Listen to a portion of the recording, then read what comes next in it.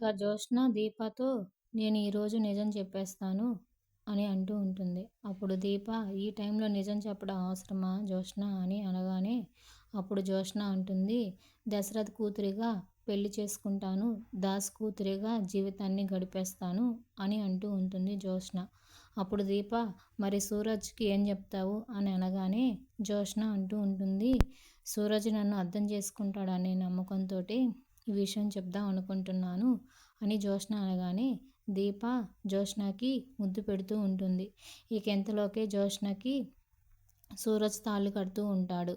ఇక జ్యోత్స్న దీప ఒకసారి ఇట్రా అనగానే దీప వస్తుంది. సుమిత్ర సుమిత్ర ఏమైంది జ్యోత్స్న అనగానే సూరజ్తో 7 అడుగులు వేసే ముందు మీ అందరికి ఒక నిజం చెప్పాలి అని చెప్తూ ఉంటుంది జ్యోత్స్న. ఇక జ్యోత్స్న ఇన్నేళ్లకు దీప రుణం తీర్చుకునే అవకాశం వచ్చింది అని అంటూ ఉంటుంది.